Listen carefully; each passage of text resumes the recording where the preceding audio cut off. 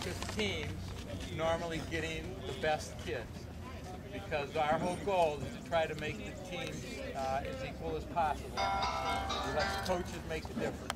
But when we draft, that's what our league is about. For your benefit, one of the things that Rob and I mandate is that every kid that's out here is going to get a call one way or the other. We want to make sure they're not sitting around waiting, because it's hard on these kids. That's the good news. Bad news is we try this every year, and there are still some things that fall through the cracks. First of all, they have to call the kids that they select, and those kids have to accept the positions, because the coaches need to know that their rosters are full. If a kid decides not to play, which has happened, then they have to go back and then select somebody that was next on the list. So they will call you. They cannot leave a message. They have to talk to you. So I hope the numbers you've given us are good, because we also run into that where sometimes we call the numbers and they're wrong. But we will call them. However, if we call a child that doesn't make it and we get you on the phone, the coaches have been instructed to be very encouraging to these kids. We want them to try again. They have been told to tell the kids what it is they need to work on. If it's their foot skills, if it's their quickness, you know, encourage them to go to some summer camps. If they want to play at this level, they need to be a little bit more committed. If you don't answer the phone, I've told them it's okay to leave a message, but to leave that message also as encouraging. Say, look, we really would like you to come back.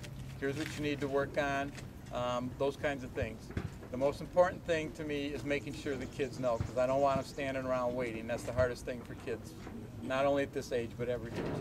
So, if you haven't heard from, you guys are over tomorrow, right? Sunday? Most of you should be getting the calls that got selected by tomorrow night. So if you haven't heard by Wednesday, late afternoon, you probably, if you want to call us, you can, but you should have gotten a call. And if you want to let us know you didn't, that's fine. Call the office, let us know. Carding. Once you become a challenge player, you're now an official North Carolina Youth Soccer Association player, which means you will get a card with their picture on it that they have to sign. You are not allowed to play on any other teams or practice with any other teams without the approval of your coach. So you can't just say, hey, we're going to go play for these guys next week. You can't do that anymore. Now you're in an official league, and we've got rules, and those are one of them. Most of our games are on Sundays. You can have some games on Saturdays. Playing time. As a challenge player, you are guaranteed 50% of the play. You're guaranteed 50% playing time if you make both practices. Challenge teams practice twice a week, 90 minutes each night. If you only make one practice, the coach only has to play you 25% of the time. If you don't make any practices, he doesn't have to play you. So the commitment is on your part, but if you're committed, then we're going to guarantee you that the kid's going to get to play. The other thing is, nobody will track that better than you guys will, right? And that's fine. If you have an issue, you need to talk to your coach first. Do not be afraid to talk to your coaches about concerns you have. I talk to a lot of people when they're leaving their teams because they're all upset, and I ask them, well, did you talk to your coach? Well, no, because I was afraid that it was going to impact. Like, you guys are the adults. You need to talk to the coach. If you're not satisfied, then you can certainly come to your age group coordinator or myself. But please, if you got any issues, try to talk to them first, okay? I need to tell them.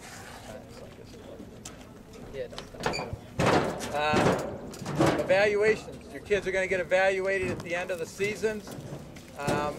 What happens is, if for some reason the coach doesn't think they're playing up to the level that they should be playing at, they would get what we call them a subpar evaluation.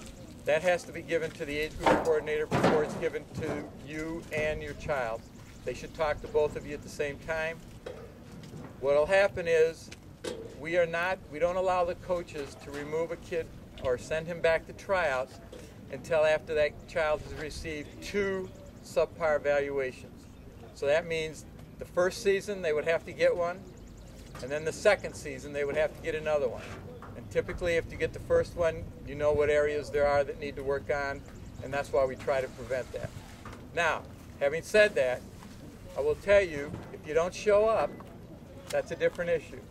If you don't come to practices, you don't go to the tournaments, you decide you can't make games, now you've sort of broken the agreement, because now you're not being committed to us.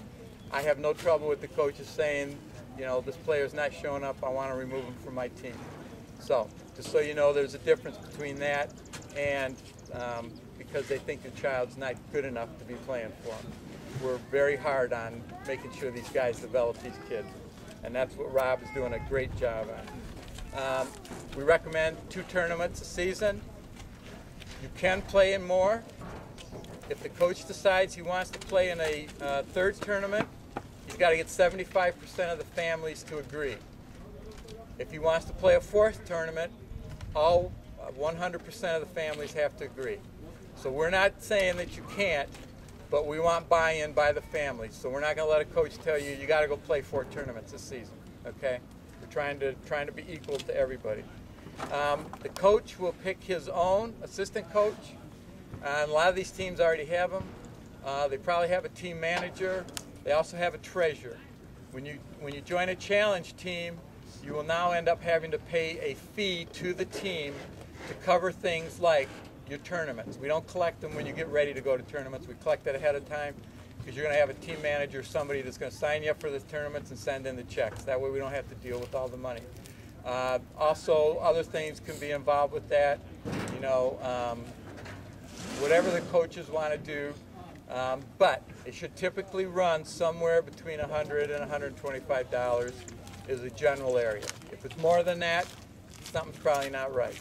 Okay, and I won't go into some of the stories that we've found. So, but that's sort of why I'm telling everybody, so that you guys kind of know what you should be looking for. Sideline behavior. Your coach does not want to get a call from me because of the way you're behaving. Rob and I deal with this all the time. I've suspended coaches this season because parents were out of control. We want you to encourage the kids when they're out there. We want you to be positive. We don't want you to coach. We want the coaches to do that, but just encourage them. Do not talk to players on the other teams, and do not talk to the referees. A lot of times the referees are going to make bad calls. We all know that. A lot of kids at this age, you may get youth referees. And let me tell you something. If we don't have those referees, we don't have enough referees to keep the teams that we have. We've got to have referees. So they're going to make mistakes. I guarantee it. The calls that are bad, nobody's going to die from it. It's going to be a bad call and it's going to upset you, but just try to be calm. But I would tell you, yell all you want to encourage your kids. Just be positive, okay? If you get selected, you'll have to go online afterwards and accept the position, and you'll be able to just follow the stuff online, and it'll take you right through it. And I think for you guys, that's it. Want to say anything? Yes. Are they going to form a new team since there's so many boys out here, or not? What region is it? Raleigh. If we have enough kids to form a new team, yeah, if we have enough kids, we will.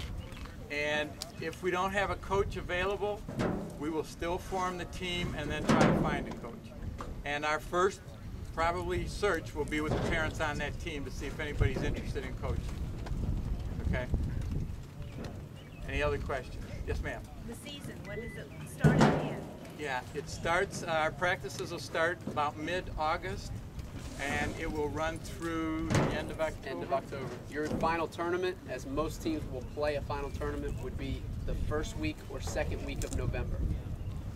And then we'll start back up again in the spring. And once you're on a team, you're on that team unless you choose to leave it, or if you get a subpar evaluation, or you don't show up and we remove it. Yes, ma'am.